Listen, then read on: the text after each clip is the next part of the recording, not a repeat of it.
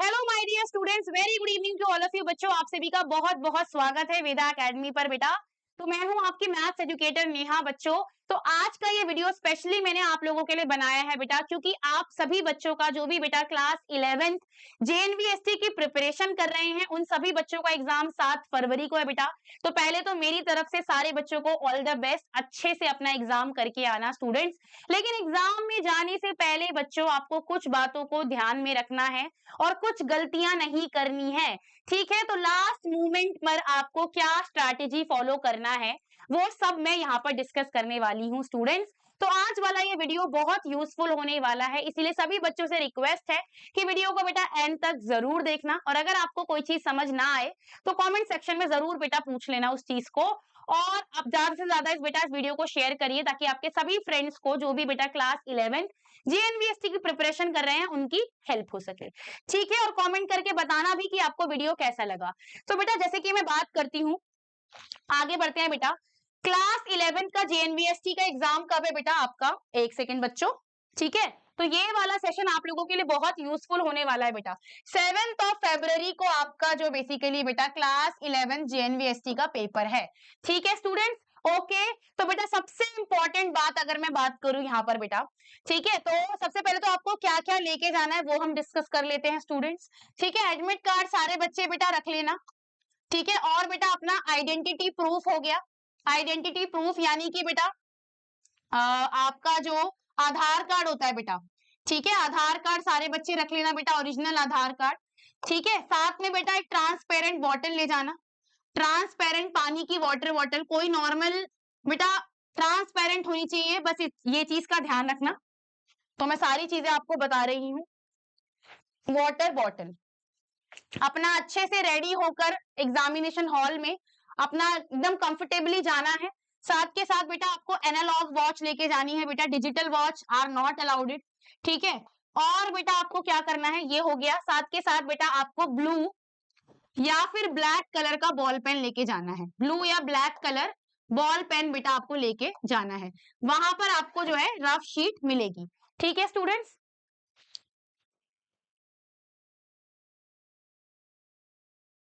Okay student, तो इन बातों का आपने ध्यान रखना है, ये सारी चीजें आपको लेके ही जानी है। ठीक है, और बेटा अगर मैं बात करूं आपकी स्ट्रैटेजी की, और एक और चीज मुझे आपसे बोलनी है बच्चों। देखो एग्जाम में जाने से पहले आई नो बहुत नर्वसनेस होती है, बहुत टेंशन होती है बेटा, लेकिन आपने बेटा टेंशन नहीं लेनी है बिल्कुल भी।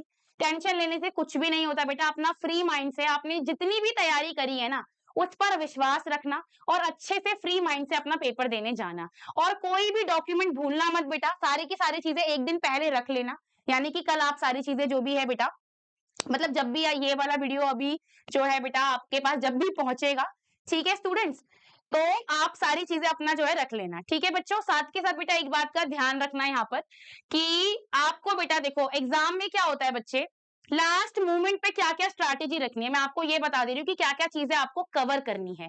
ठीक है, ये तो सारा बेटा आपको लेके जाने वाला सामान हो गया। देखो अगर मैं बात करूं बेटा सब्जेक्ट्स की, ठीक है, जैसे सब्जेक्ट्स की हम लोग बात कर लेते हैं, तो हमारे पास कौन कौन से सब्जेक्ट्स है बेटा? मैथ्स है, ठीक है, मेंटल एबिलिटी है बेटा,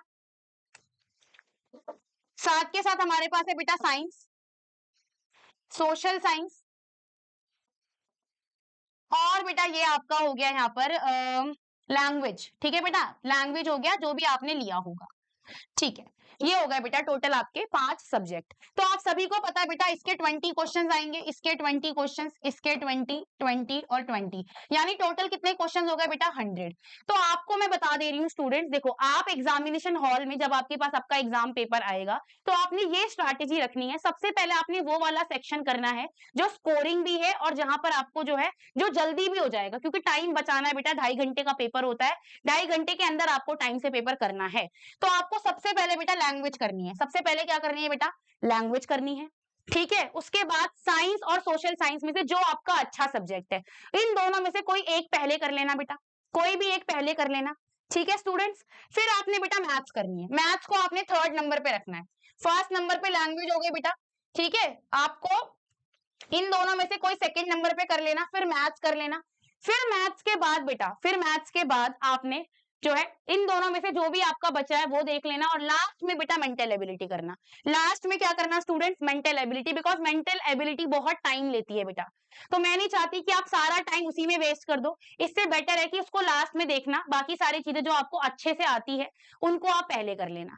ठीक है बच्चों, ये वाली बात आई थिंक समझ आ गई होगी। और आपको ये बोलना चाहूंगी बेटा कि आपने क्या करना है, देखो जिस दिन आपका एग्जाम है स्टूडेंट, ठीक है, उससे एक दिन पहले आपने सिंपल बेटा जो भी फॉर्मूलाज वगैरह है वो सारी चीजें याद कर लेना।